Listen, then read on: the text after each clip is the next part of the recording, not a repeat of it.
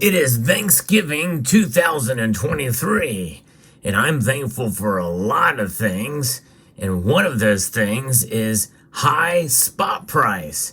I know that's a little unusual to be thankful for as a buyer, but I am, and I'll explain why as we explore.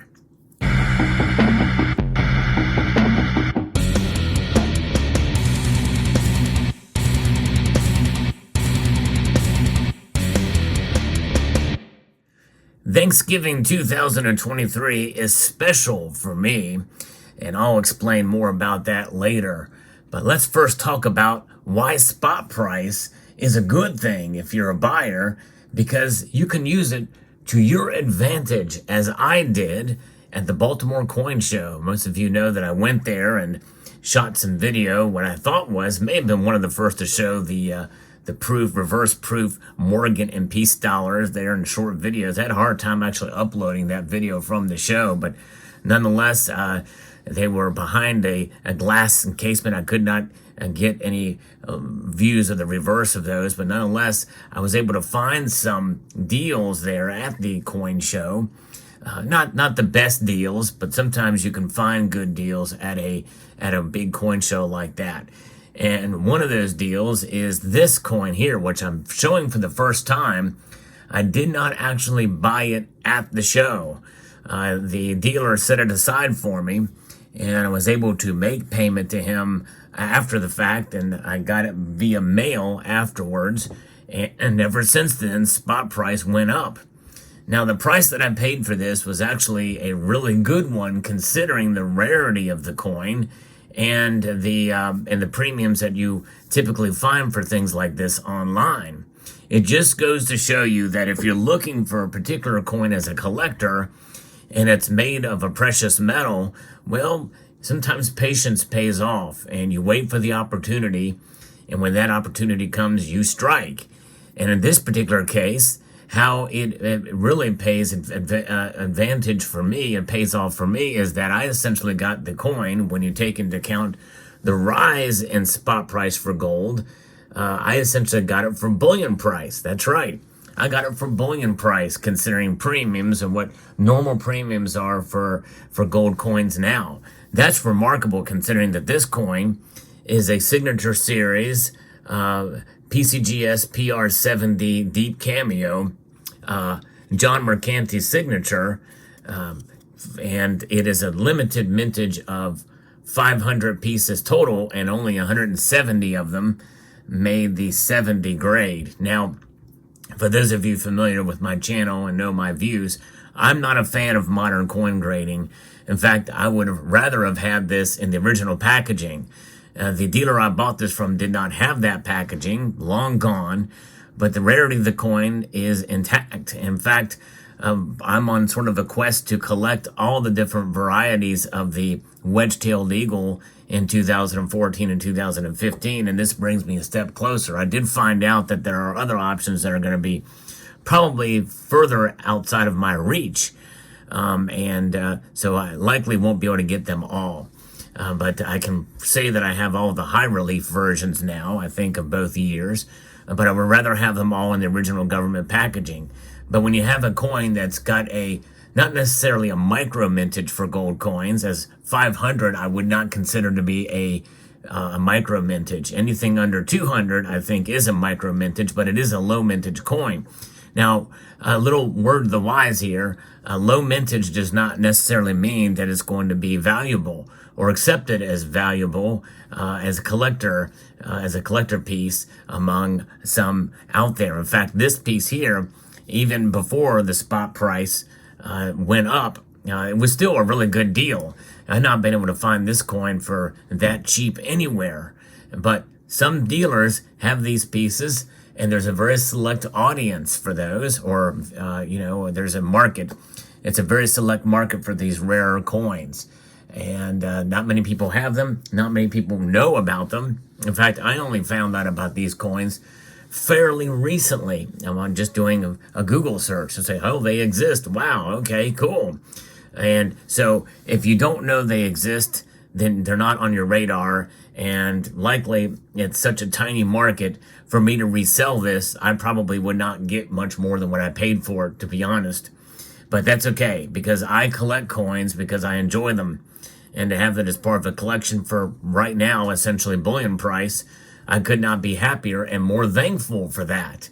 And that is something to consider when you're collecting coins. I think most stackers out there, if you stick with it long enough, you will turn into a collector of sorts.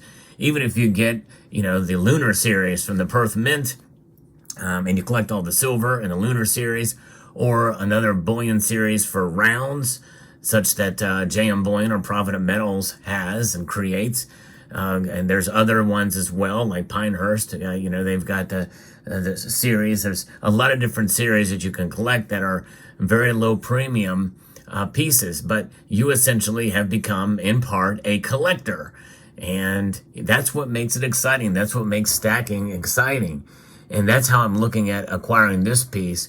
Because when you do accumulate gold, typically there's a much lower premium, even for very rare coins. There's another example of one that I wanted to get back in 2014. There was a mintage of 10 of the high relief Somalian elephants, 1 ounce gold high relief gold coin, a mintage of 10. I know of one person that has that, but it's pretty amazing to think about it. An official coin, well, actually there's controversy there with regards to Somalia and the elephants. I did a video about that some time ago.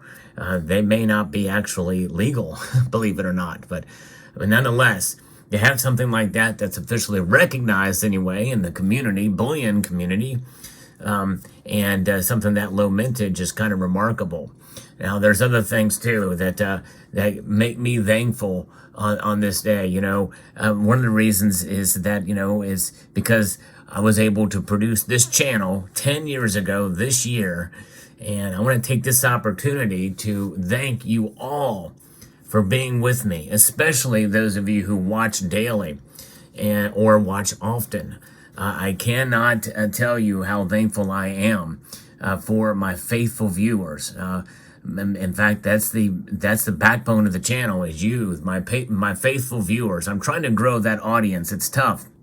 Other channels have grown that have been around, a quarter of the time that I have, maybe even less than that, and have doubled and tripled their growth. My channel does not perform that way, and it can probably come back on me as far as my content, and maybe I produce too much content. There's a lot of area where I'm at fault for why it's not growing faster.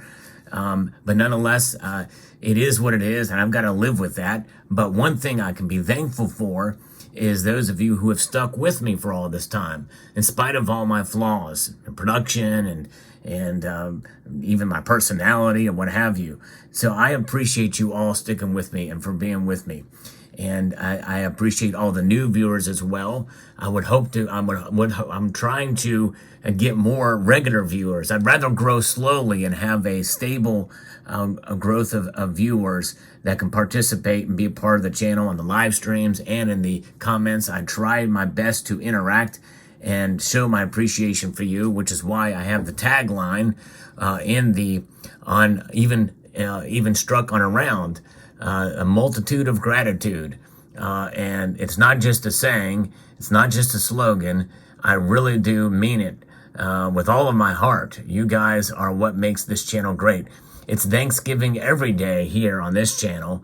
For the past 10 years, it's you guys that make the channel what it is. You really are a part of the Salivation Nation for your viewership and your participation here. And so I cannot thank you enough for your support. It's because of you I was able to produce several different channel rounds. I think I'm the first one. I don't know of anybody else in the whole sphere of YouTube who actually has a struck silver round. That was done in 2014. Now I think there are other channels that have struck silver rounds. Many have poured. But nonetheless, that is a part of the channel. This is a piece that was... we created, we hand poured it ourselves, a couple of us, friends of mine, and this thing was stamped out and was auctioned off, and that person who won this auction ended up regifting it back to me, which is, I'll never forget that. And that individual, we don't see anymore. His name was Baggins.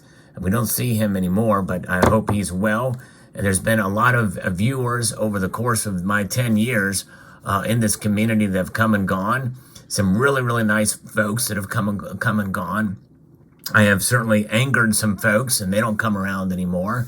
There's a lot of things that have happened over the course of the 10 years, but I can probably, name a handful of folks that have been with me that long. And I don't want to go through them now because likely I'll probably forget somebody. But nonetheless, I am super thankful for this community. Even for those who don't regularly interact, I'm just glad that you're a part of the overall community, which is in the world of precious metals. And that's what it's about, folks. It's about engagement. It's about learning. It's about providing information, presenting information, and receiving and digesting information, and parsing out the good from the bad and the ugly. And, there's a lot of predictions that are made. There's a lot of pontificating. There's a lot of hype, and I probably have participated in some of that. But nonetheless, one thing I always try to caution my viewers is that no matter what you hear on my channel or any channel, what it all boils down to is the decisions that you make in order to further your wealth preservation. And that's what it's about with gold and silver. And you can only do that yourself. I can present information about the metals, but I try to do it because in a way that sells the metals themselves for what they are. Just give you the information about what they have been for thousands of years and what they will continue to be no matter what. Another thing I'm thankful for is there's a lot of generosity in the community, and everything from this particular piece that was made especially for me from Cyber Curtain Twitcher, to the regifting of this silver bar, to the money generated from ad revenue on this channel, the channel memberships, and the PayPals and the super chats. You guys are an amazing group of people, and I am forever thankful and for you all. I cannot tell you how much you mean to me.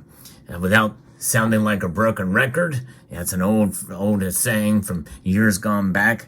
But nonetheless, I just want to leave it there and thank you all for everything that you've done.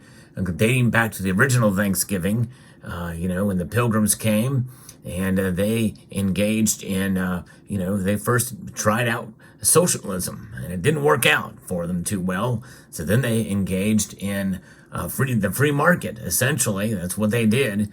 And they provided a bountiful feast that they could share. And they shared that with those who helped them along the way, the American indigenous folks who helped provide them with a lot of good tips and information. And they all shared together with a bountiful harvest. They learned from each other, indigenous and European alike. And that spirit lives on in America. That's the foundation. One of the foundations that's there, as well as what happened in Jamestown with the settlement, the hard work and dedication of the settlers there. And now we have here in these United States of America, a day that we've set aside as a federal holiday, Thanksgiving. And so we can be thankful for each other, for our country, for the freedoms that are dwindling away here in this country, but we still have enough of them that we can be thankful for, and we should fight to keep and preserve them for sure. But nonetheless, there you have it. So I hope you found this video informative, insightful, and inspirational. I want to say happy Thanksgiving to you all and encourage you to please rate, share, comment, and subscribe.